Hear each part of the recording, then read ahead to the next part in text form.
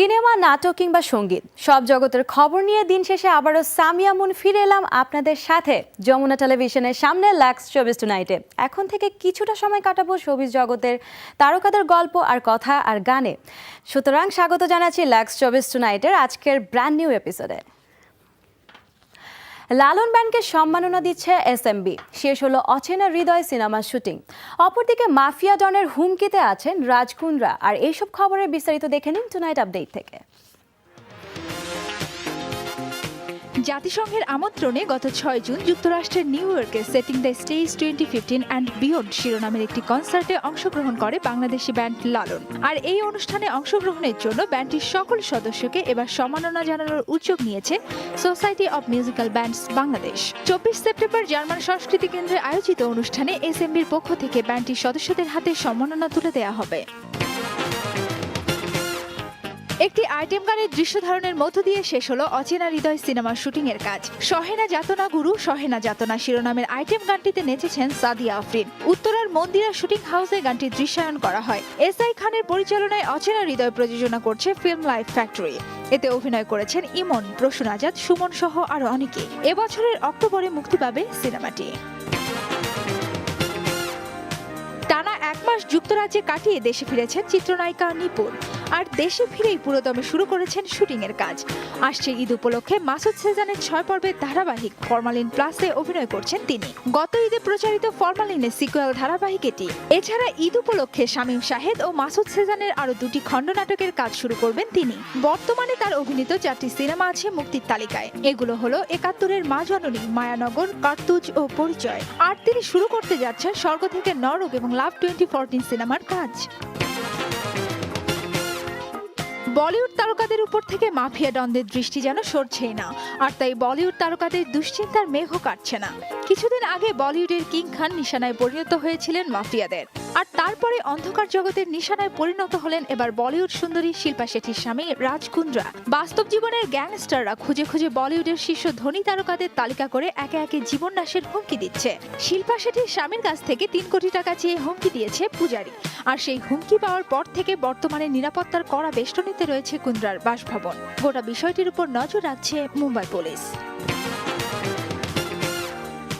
হলিউডে তার শুরুটা হ্যারি পটার দিয়ে। আর সেই সফলতার সাথে করে এমা ওয়াটসন হয়ে উঠেছেন হলিউডের একজন জনপ্রিয় নায়িকা। তবে শুধু অভিনয় দিয়েই নয়, সমাজসেবামূলক কাজেও নিজের জায়গাটা তুলে ধরেছেন তিনি। আর তাই নির্বাচিত হয়েছেন জাতিসংঘের নারী শুভেচ্ছা দূত হিসেবে।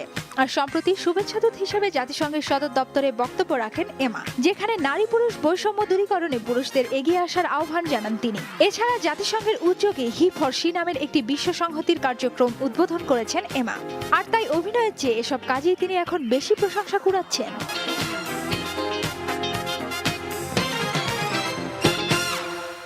ফাহমিদা নবী সম্প্রতি তিনি শেষ করেছেন তার নতুন একটি সিঙ্গেল ট্র্যাকের মিউজিক ভিডিওটির কাজ, যার শিরোনাম কখনো। বর্ণের কথা, সুর ও পরিচালনায় এই ভিডিওটির মডেল হয়েছেন দোয়েল, বর্ণ এবং ফাহমিদা নবী। চলুন দেখে আসি সেই ভিডিওটি।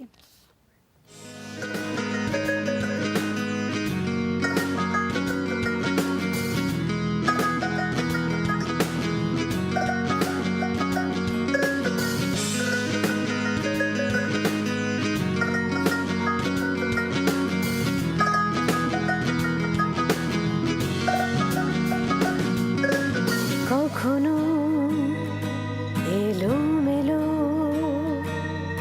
দুরন্ত আমি,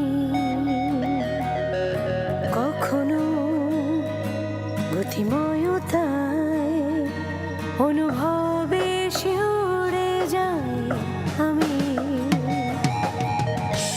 সীমানা ছাড়িয়ে আজ আমি হয়েছি সীমাহীন। বৃত্তের বাইরে এখন আমি হয়েছি বর্ণহীন।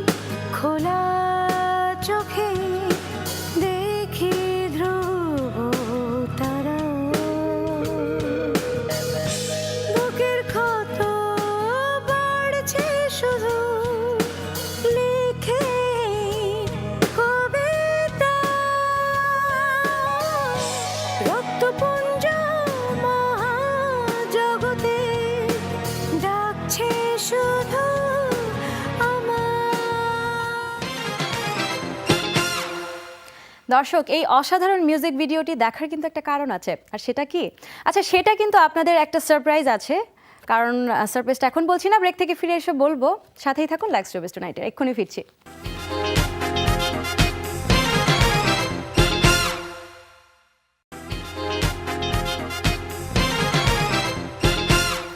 দর্শক, ব্রেকের পর সামিয়া মুন আবারও ফিরে এলাম লাক্স শোবিজ টুনাইটে। আমরা আছি ফেসবুকেও, লগ ইন করুন facebook.com/showbiz.tonight এবং ব্রেকের আগে বলছিলাম যে ব্রেক থেকে ফিরে এসে আপনাদের একটা সারপ্রাইজ দিব, আর আপনাদের জন্য সেই সারপ্রাইজটা হচ্ছে আমাদের স্টুডিওতে আজকে আছেন আপনাদের সবার প্রিয় সিঙ্গার ফাহমিদা নবী। এখন আমরা তার সাথে চলে যাব আড্ডায়।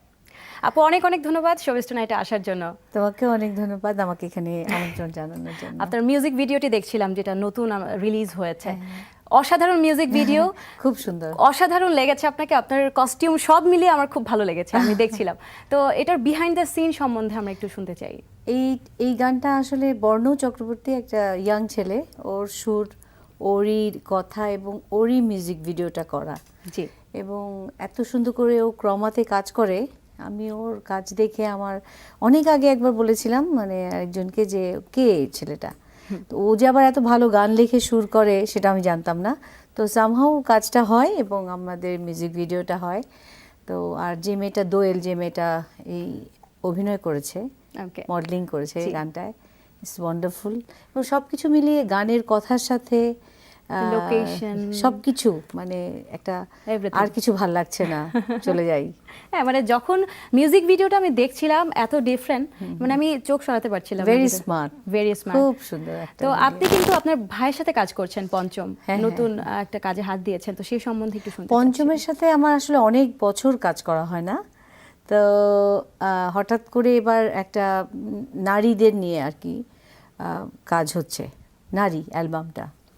তো ওখানে কিছু গান থাকবে, তো সেখানে ওর একটা সুরে আমার প্রায় 10 বছর পরে কাজ করার সুযোগ হলো। সুন্দর একটা গান, খুব সুন্দর একটা ওকে। গান কাজ তো করছি। আপনারা দুই বোন বিটিভিতে ব্যান্ডের একটা গান, বাংলা অ্যাবা। অ্যাবা band, exactly. তো সেই গানটা কি দুই লাইন আমরা শুনতে পারি? ওটা বা করেছিলাম। সেই সেই সময়ের যে স্মৃতি থাকে, অনেক স্মৃতি থাকে, তো সেটা যদি শেয়ার করতে পারেন, ওয়ান্ডারফুল। ওটা একটা ম্যাগাজিন অনুষ্ঠান ছিল বিটিভিতে, আফজাল হোসেন, আফজাল ভাইয়ের। তো হঠাৎ করে উনি একদিন বলল যে এমন করলে কেমন হয়, অ্যাবা এখন বাংলাদেশে। তো তখন আমরা ওই অ্যাবার গানটা আমরা বাংলায় করেছিলাম এবং সবাই খুবই সারপ্রাইজ, টিভির সামনে অ্যাবা বাংলায় গান করবে বাংলাদেশে। তখন সে বলে, চিকিচিতা শেষটা বলো, দুটি চোখ কেন ছলো ছলো, কে ব্যথায় হৃদয় ভেজা বর্ষা এলো। অসাধারণ, অসাধারণ। একটা বিতর্কিত প্রশ্ন আমি করতে চাই, সেটা হয়তোবা আমাদের হতে পারে বা দর্শকদের হতে পারে, ওকে, যে শিল্পী সামিনা চৌধুরী নাকি শিল্পী ফাহমিদা নবী, কে বেশি জনপ্রিয়? আপনার কাছে কি মনে হয়? এটা দর্শকদের প্রশ্ন, কিন্তু আপনার কাছে কি মনে হয়? সামিনা চৌধুরী, ফাহমিদা নবী একই পরিবার থেকে আসা এবং ইন্ডাস্ট্রিতে তারা দুই বোন চায় ভালো গান হোক, ভালো কিছু হোক এবং দুজন দুজনের কম্পিটিটর। আমরা আমাদের দুজনকেই কম্পিটিটর ভাবি এবং এটাই আসলে জনপ্রিয়তার প্রশ্নে আসলে আমি বলবো অবশ্যই সামিনা অনেক এগিয়ে, ওকে, অনেক তার গান তো আসলে মানুষের মুখে মুখে, এবং আসলেই ও এমন করে গান গায় যে যেই গানটাই গায় সেই গানটাই জাদু হয়ে যায়। এখন যদি আমরা সামিনা আপুকে পেতাম, সামিনা আপুকে সেম কোয়েশ্চেনটা করতাম, জানি না যে সামিনা আপুর কোয়েশ্চেনের অ্যান্সারটা কি হতো। তো যাই হোক আপু, আমরা একটু আরেকটা কোয়েশ্চেন শুনবো, কিন্তু একটা ব্রেক থেকে ফিরে এসে। Sure. দর্শক, এই মুহূর্তে আরেকটা ছোট্ট ব্রেক নিয়ে নিচ্ছি, আমাদের সাথেই থাকুন, ফিরছি এক্ষুনি।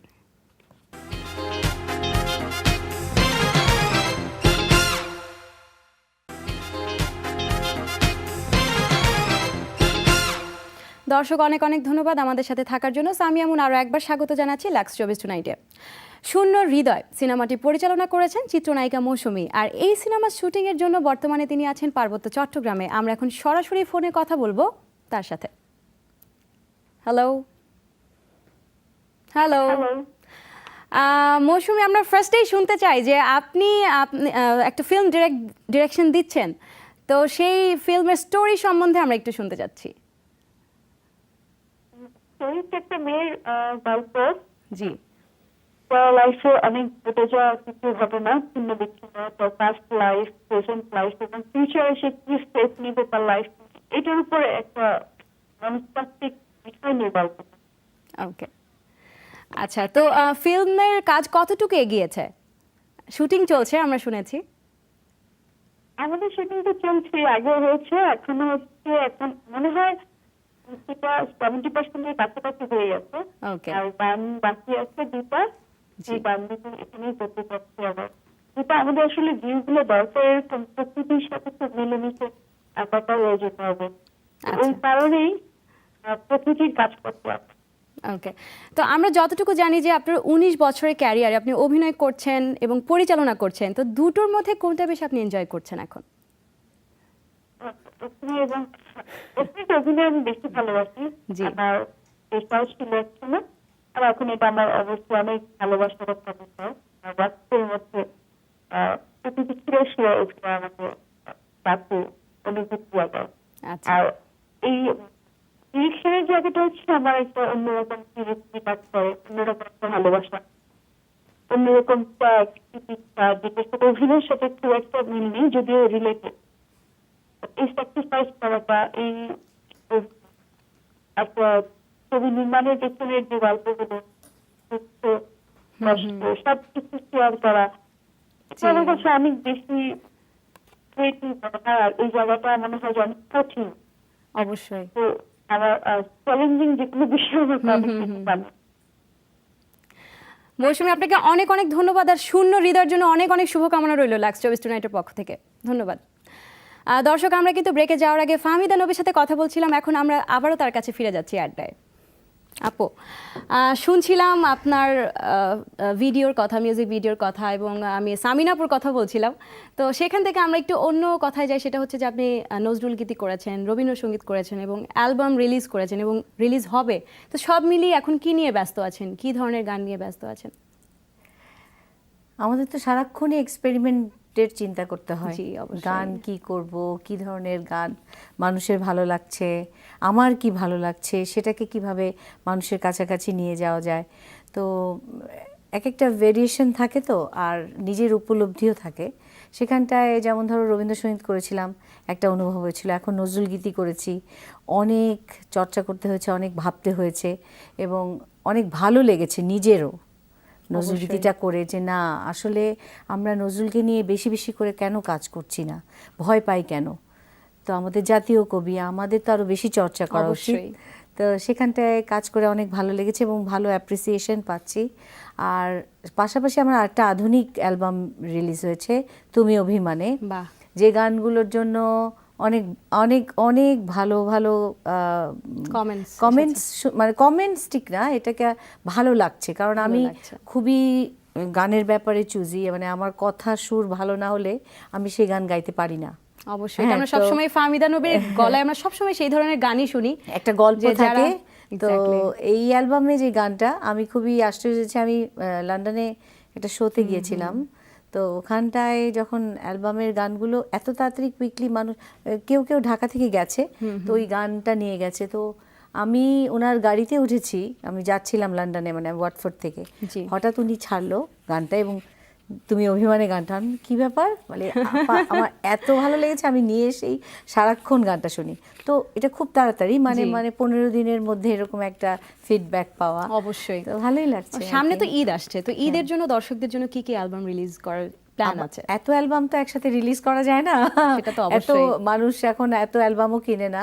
তো অ্যালবাম আসলে গান একটা ভালো গাইতে হবে, তো সেটা তো হচ্ছে। আমি কিছু ইয়াং জেনারেশনের সাথে কাজ করছি।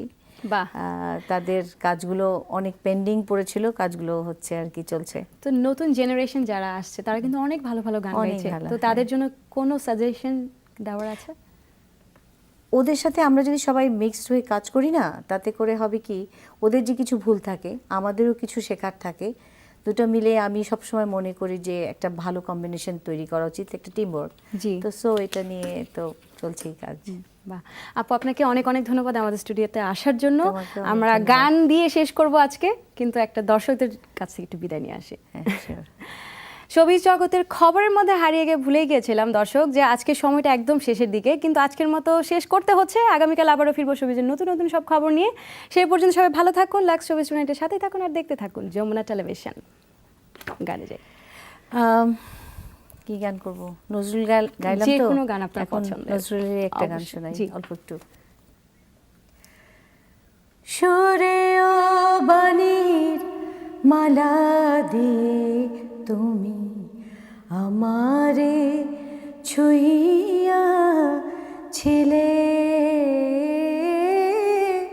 সুরে ও বাণীর মালা দিয়ে তুমি আমারে ছুঁইয়া ছিলে, অনুরাগ কুমকুম দিলে দেহে মনে, বুকে প্রেম কেন নাহি দিলে,